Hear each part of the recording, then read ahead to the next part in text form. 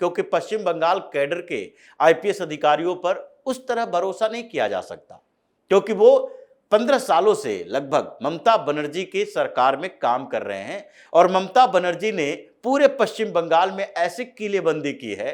कि एडमिनिस्ट्रेशन से लेकर पुलिस तक सब उनके इशारे पर काम करता है, जो कि मुख्यमंत्री रहते हुए ईडी के अधिकारियों के छापे के दौरान अपने पूरे पुलिस फोर्स के साथ, डीजीपी के साथ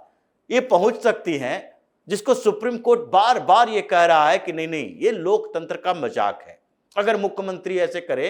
तो उनके खिलाफ तो जांच होनी चाहिए, उनको सजा मिलनी चाहिए। ये सुप्रीम कोर्ट जिस तरीके से इस मामले को ऑब्जर्व कर रहा है, तो चुनाव आयोग क्यों न करे। तो इसलिए वहां पर पुलिस ऑब्जर्वर की नियुक्ति अलग अलग क्षेत्रों से,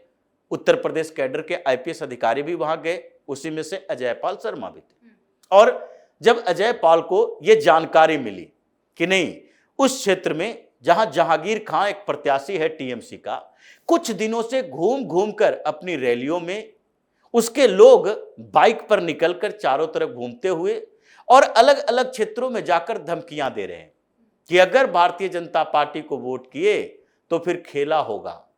जो खेला आप लोगों ने शुरू किया है, यानी सेंट्रल फोर्सेस भेजने या ऑब्जर्वर भेजने का, चुनाव आयोग का खेला हम खत्म करेंगे।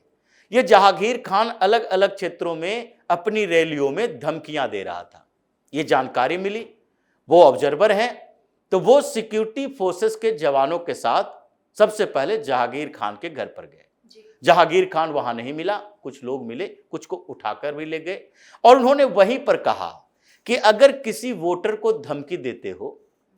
अगर तुम लोग इसी तरीके से वोट को प्रभावित करने की कोशिश करते हो तो तुम्हारी खैर नहीं, हम इसका इलाज करेंगे, छोड़ा नहीं जाएगा।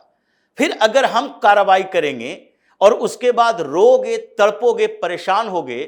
तो फिर उसके लिए हमें जिम्मेदार मत बताना, क्योंकि चुनाव आयोग ने पश्चिम बंगाल में पूरी तरह से भय मुक्त चुनाव करवाने का फैसला लिया है। और इसमें भूमिका इन आईपीएस अधिकारियों की भी है, भूमिका सीआरपीएफ सीआईएसएफ के जवानों की भी है, जो सीएपीएफ के जवान हैं,